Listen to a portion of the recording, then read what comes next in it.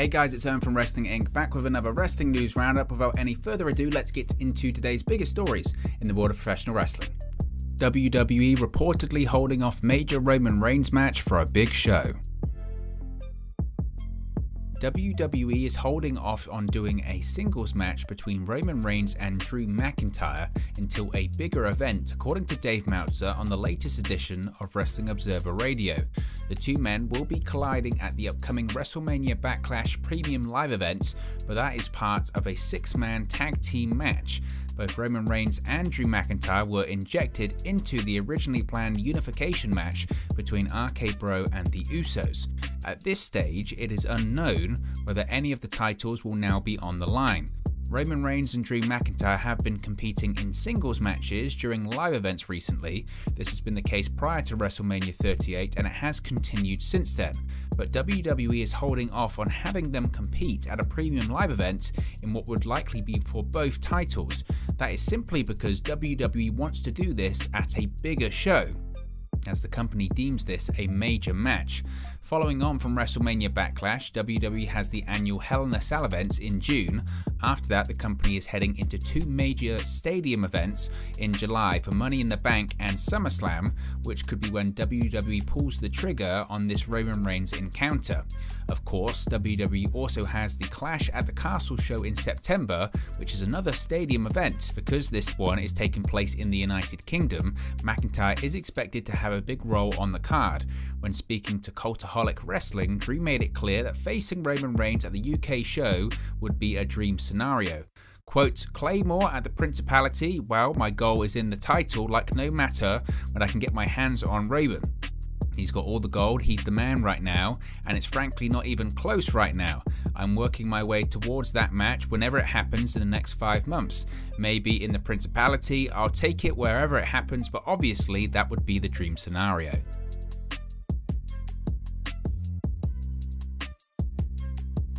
MJF states if Vince shells out the money, he will join WWE. MJF was in the United Kingdom this past weekend, appearing at the For the Love of Wrestling convention that took place in Liverpool, England, hosted by Monopoly Events. The event, similar to that of WrestleMania Access, saw the Salt of the Earth enter the ring for a Q&A session. The three-time Dynamite Diamond Ring winner further addressed rumours about his future. MJF's AEW contract is due to expire in January of 2024 amid interest from WWE. Quote, I don't know if you guys are aware of this, but on January 1st of 2024, I'm going to be a free agent, MJF said. Who here would want to see me in WWE? So let me explain something to you people. I did not get into this business to make any of you happy. I got into this business to make as much money as humanly possible. And if Vincent Kennedy McMahon is willing to shell out more money than my good friend Tony Khan, then yes, I would go to WWE. Maxwell Jacob Friedman was also asked whether he will ever become better than Chris Jericho. He responded by pointing out how he's currently a minute-for-minute rating draw for AEW at such a young age. Quote, that's funny because at only 26 years old, I'm the biggest minute-for-minute rating draw in all of AEW, MJF said. So I was able to do that in what, half the time he was? When he was what, at 26? What was Chris Jericho doing? That's right, nothing. Cody Rhodes wants to bring back the Winged Eagle WWE Championship. During the latest episode of WWE After the Bell with Corey Graves, Cody Rhodes joined the show to talk about his return to WWE and some of the things he's done to get acclimated to the company. The American Nightmare Cody Rhodes spoke about his quest to win the WWE Championship during his latest run with WWE. The former Intercontinental Champion went back in time and spoke about bringing back the old school IC title during his title reign and whether or not he'd do the same with the WWE Championship. Quote, I did do that once with the Intercontinental title. It took a lot of work, but it was the right call once we got there, Rhodes said. I think there's a particular design of the WWE Championship that people are very fond of. I'd say hypothetically, it would really be something to achieve the ultimate industry dream, being the best of the best ever in terms of that moment in time, and then perhaps to give it a fresh coat of paint with the Winged Eagle. That would just be something. That's all I can really say. Former NXT North American Champion makes AEW debut at tapings. Former NXT North American Champion Leon Ruff made his AEW debut during Sunday's AEW Dark television tapings. Leon Ruff signed with WWE in 2020, and during his time with the promotion, he held the North American Championship on one occasion. He was released in August of 2021. Since Ruff's release, he's wrestled in GCW, Terminus, and at Battleslam Vendetta. He's currently engaged to WWE referee Aja Smith. Sunday's Dark tapings took place at Universal Studios in Orlando, Florida. The tapings also saw former Impact Wrestling talent Jake Something make his AEW debut during the tapings as well.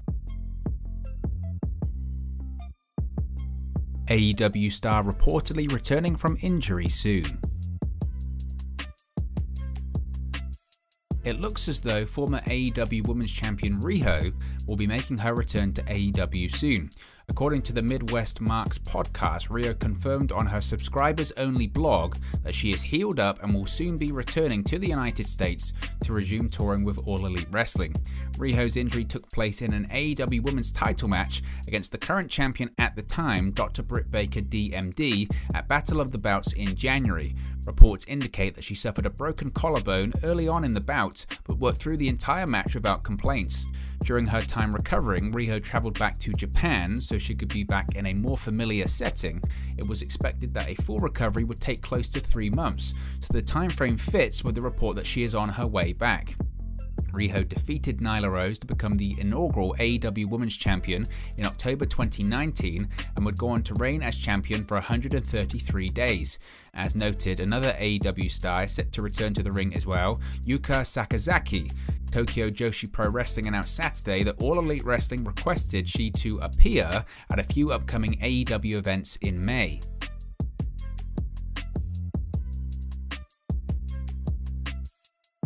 Backstage note on the WWE pitch for Malcolm Bivens. Before his release on Friday, WWE had plans for Malcolm Bivens. According to a new report from Fightful Select, Bivens had his name pitched as a potential manager for Amos months ago before MVP was picked to be his manager. It was also noted in the report that LA Knight was also considered for the spot. As we've noted, Bivens was asked about re-signing an extension this past February, but he reportedly made it clear he did not want to re-sign with the company. According to Fightful's report, Bivens' WWE contract was set to expire towards the beginning of 2023. Malcolm Bivens signed with WWE in March of 2019. Bivens has led the Diamond Mine Group since June 2021, but WWE recently began a storyline where Roderick Strong is forcing changes to the group in hopes of picking up some momentum. WWE also released Persha Perotta, Dexter Lumis, Dakota Kai, Harland, Raylan Devine, Draco Anthony, Vish Kanya, Mila Melania, and Blair Baldwin on Friday due to budget cuts.